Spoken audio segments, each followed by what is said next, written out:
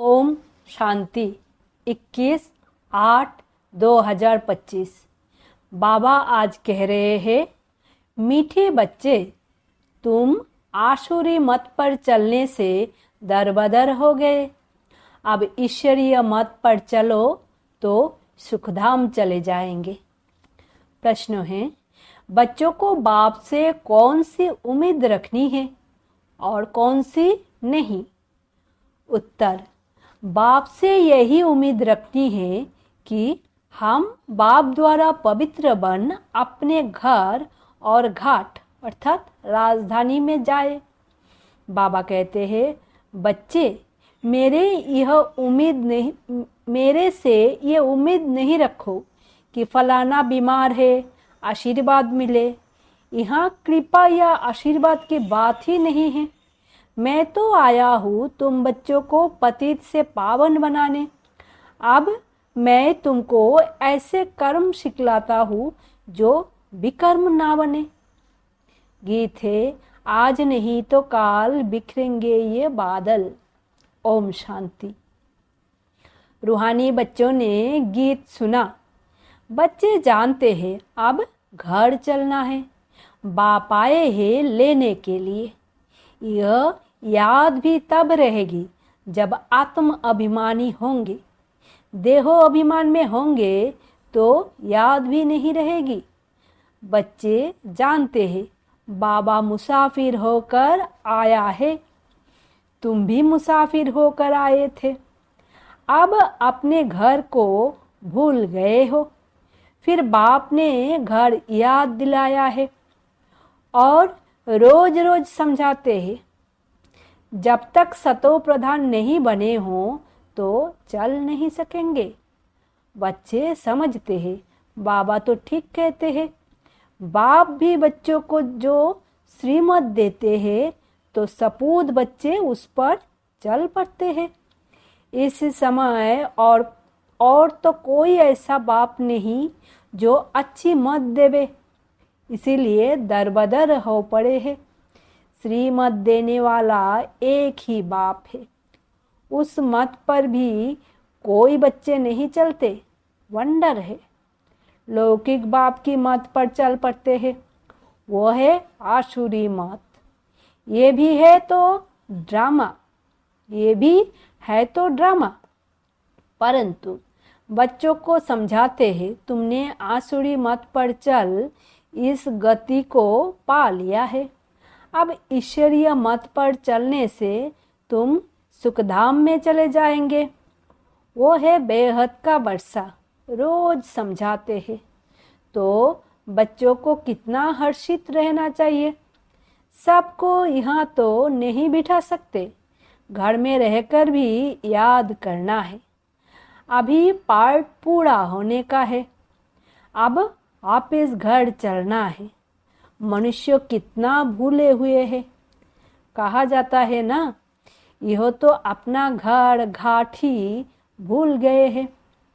अब बाप कहते हैं, घर को भी याद करो, अपनी राजधानी भी याद करो। अभी पार्ट पूरा होने का है। अब आप इस घर चलना है। क्या तुम भूल गए हो?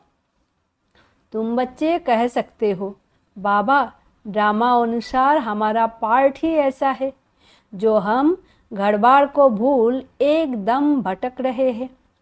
भारतवासी ही अपने श्रेष्ठ धर्म कर्म को भूलकर दैवी कर्म भ्रष्ट हो पड़े हैं।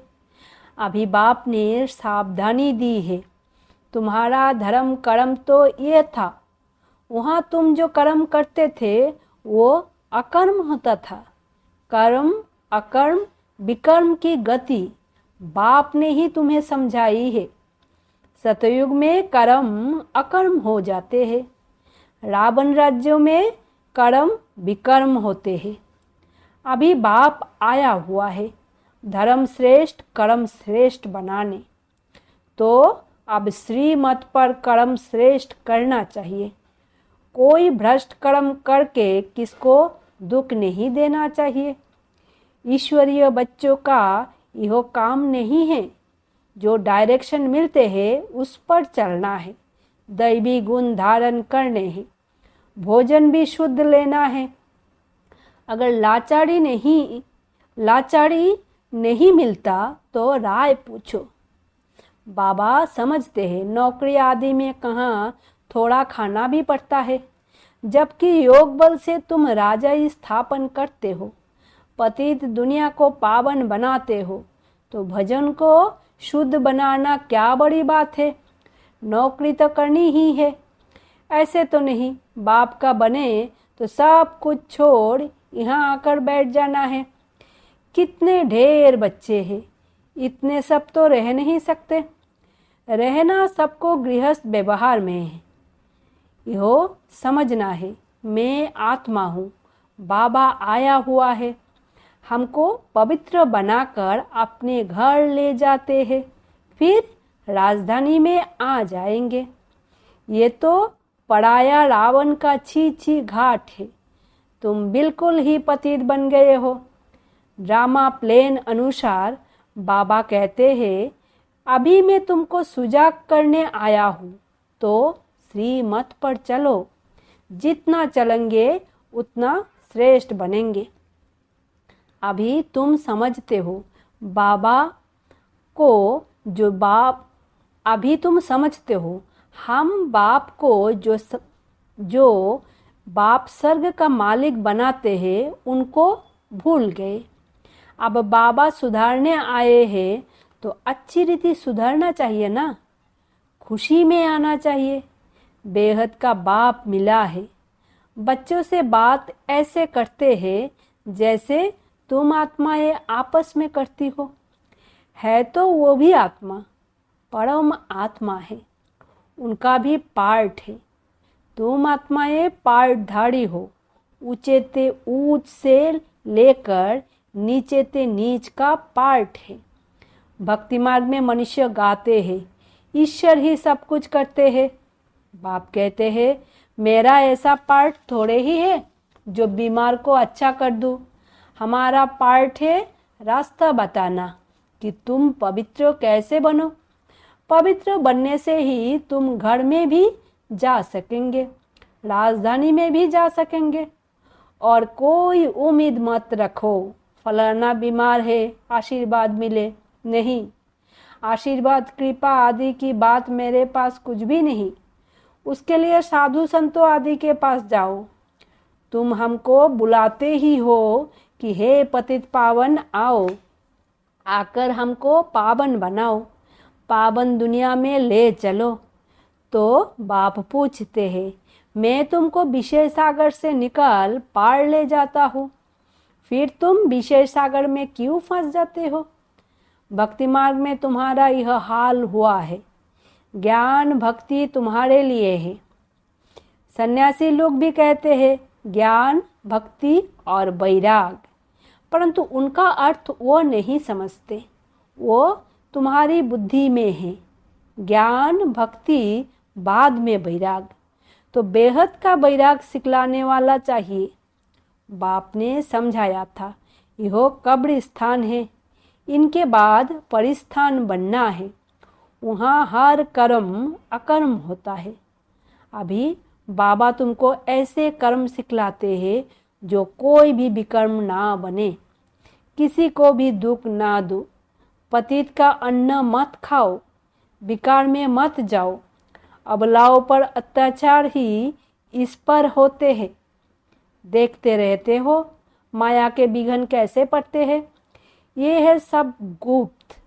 कहते हैं देवताओं और आसुरों की युद्ध लगी, फिर कहते हैं पांडव और कौरवों की युद्ध लगी। अब लड़ाई तो एक ही है। बाप समझाते हैं मैं तुमको राजयोग सिखला रहा हूँ, भविष्य 21 जन्मों के लिए। ये मृत्यु लोक है।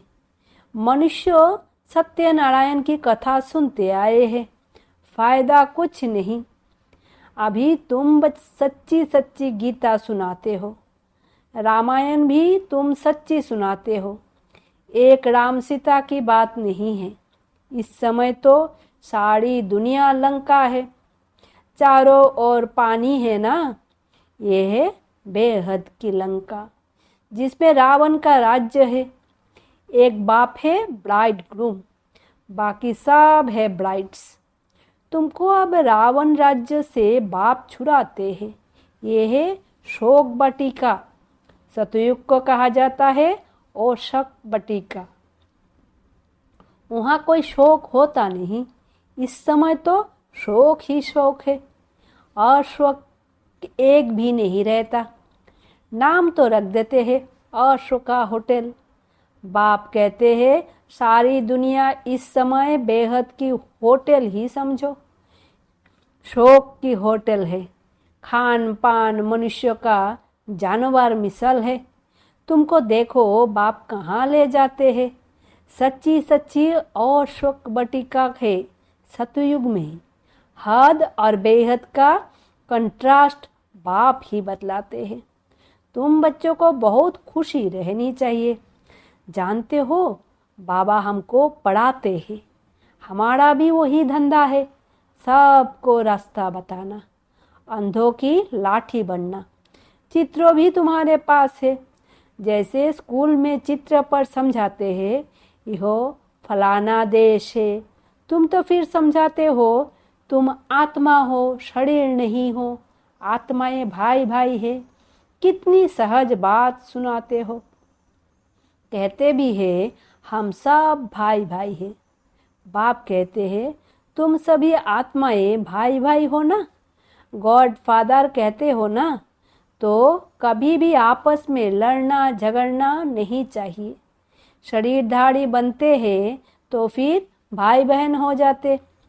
हम शिव बाबा के बच्चे सब भाई भाई हैं। प्रजापिता ब्रह्मा के बच्चे भाई बहन हैं। हमको वर्षा दादे से लेना है, इसीलिए दादे को ही याद करते हैं। इस बच्चे अर्थात ब्रह्मा को भी हमने अपना बनाया है अथवा इनमें प्रवेश किया है। इन सब बातों को तुम सभी समझते हो। बाप कहते हैं बच्चे अब नया दैवी पवित्र मार्ग स्थापन हो रहा है। तुम सभी भी के शिव बाबा की मत पर चलते हो। ब्रह्मा भी उनकी मत पर चलते हैं। बाप कहते हैं अपने को आत्मा समझ बाप को याद करो और सब संबंधों को हल्का करते जाओ। 8 घंटा याद रखनी है, बाकी 16 घंटा में आराम व धंधा आदि जो करना है सो करो। मैं बाप का बच्चा हूँ, यह नहीं भूलो। ऐसे भी नहीं यहाँ आकर हॉस्टल में रहना है, नहीं, गृहस्थ व्यवहार में बाल बच्चों के साथ रहना है।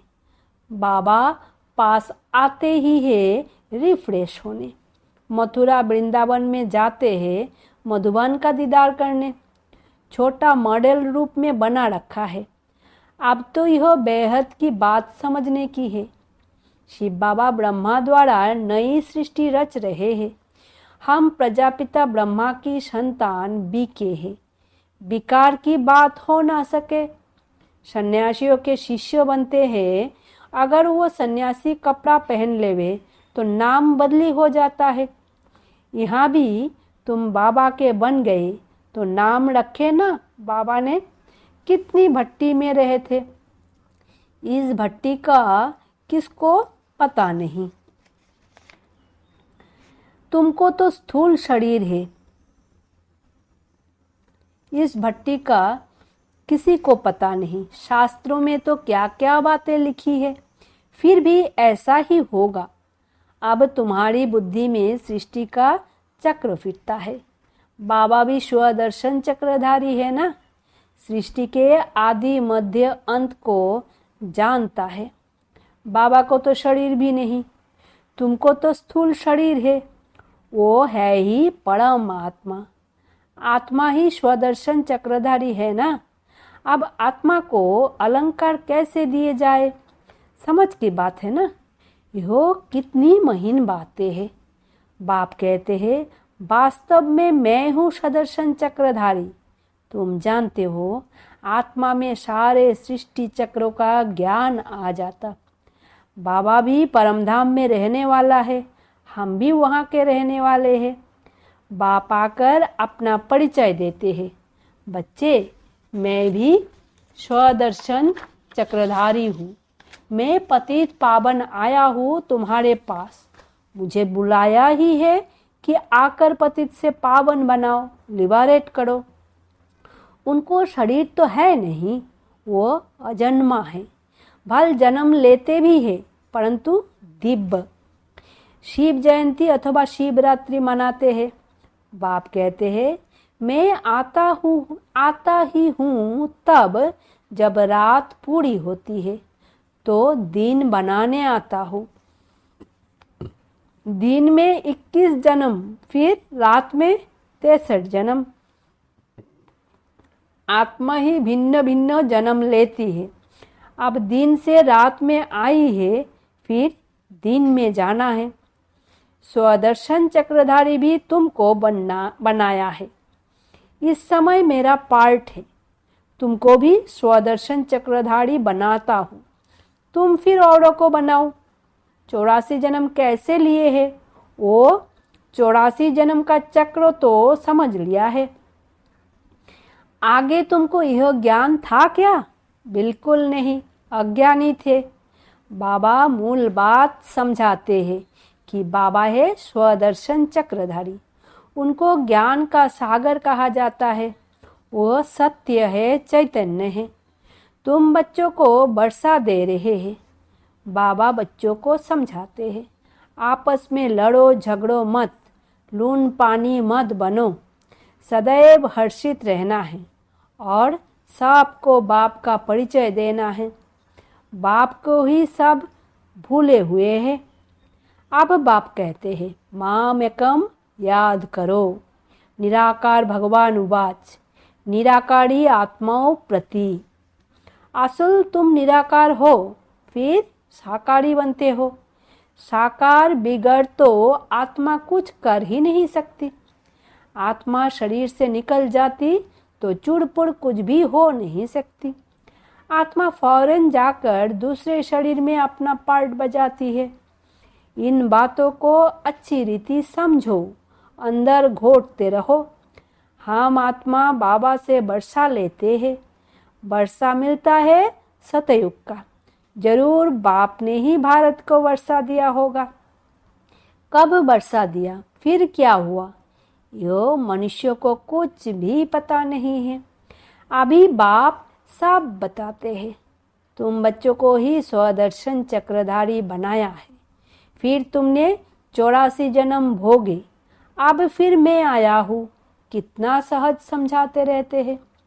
बाप को याद करो और मीठे बनो। एम ऑब्जेक्ट सामने खड़ी है। बाप वकीलों का वकील है, सब झगड़े से छुड़ा देते हैं। तुम बच्चों को आंतरिक खुशी बहुत होनी चाहिए। हम बाबा के बच्चे बने। बाप ने हमको एडप्ट किया है वर्षा देने। यहाँ तुम आते ही हो वर्षा लेने। बाप कहते हैं, बाल बच्चे आदि देखते हुए बुद्धि बाप और राजधानी की तरफ रहे। पढ़ाई कितनी सहज है। बाप तो तुमको विश्व का मालिक बनाते हैं, उनको भूल जाते हो। पहले अपने को आत्मा जरूर समझो। यह ज्ञान बाप संगम पर ही देते हैं, क्योंकि संगम पर ही तुमको पतित से पावन होना है। अच्छा, मीठे मीठे रूहानी ब्रह्मा मुख वंशावली ब्राह्मण कुल भूषण, यह देवताओं से भी ऊंच कुल है। तुम भारत की बहुत उच्च सेवा करते हो। अभी फिर तुम पूज्य बन जाएंगे। अब पुजारी को पूज्य कौड़ी से हीरे जैसा बना रहे हैं। ऐसे रूहानी बच्चों प्रति मात पिता बाप दादा का याद प्यार और गुड मॉर्निंग। रूहानी बाप की रूहानी बच्चों को नमस्ते। हम रूहानी बच्चों की रूहानी मात पिता बाप दादा को याद प्यार गुड मॉर्निंग और नमस्ते। धारणा के लिए मुख्य सार। पहला, श्रीमत पर अब हर कर्म श्रेष्ठ करना है। किसी को भी दुख नहीं देना है। दैवी गुण धारण करने हैं। बाप के डायरेक्शन पर ही चलना है। दूसरा, सदैव हर्षित रहने के लिए स्वदर्शन चक्रधारी बनना है। कभी लून पानी नहीं होना है। सबको बाप का परिचय देना है। बहुत बहुत मीठा बनना है। वरदान है, मान मांगने के बजाय सबको मान देने वाले सदा निष्काम योगी भव। आपको कोई मान दे, माने व ना माने, लेकिन आप उसको मीठा भाई मीठी बहन मानते हुए सदा स्वामान में रहो। स्नेही दृष्टि से, स्नेहों की वृत्ति से आत्मिक मान देते चलो। यो मान देबे तो मैं मान दूँ, ये भी रॉयल भिखारीपन है। इसमें निष्काम योगी बनो। रूहानी स्नेहों की वर्षा से दुश्मन को भी दोस्त बना दो। आपके सामने कोई पत्थर भी फेंके तो भी आप उसे रत्न दो, क्योंकि आप रत्नागर बाप के बच्चे हो। स्लोगन है, विश्व का नव निर्माण करने के लिए 2 शब्द याद रखो, निमित्त और निर्माण। अब एक इशारे, सहयोगी बनना है तो परमात्मा प्यार के अनुभवी बनो। सेवा में सफलता का मुख्य साधन है त्याग और तपस्या। ऐसी त्यागी और तपस्वी अर्थात सदा बाप के लगन में लवलीन, प्रेम के सागर में समाये हुए, ज्ञान आनंद सुख शांति के सागर में समाये हुए को ही कहेंगे तपस्वी। ऐसे त्याग तपस्या वाले ही सच्चे सेवाधारी हैं। ओम शांति। शुक्रिया बाबा।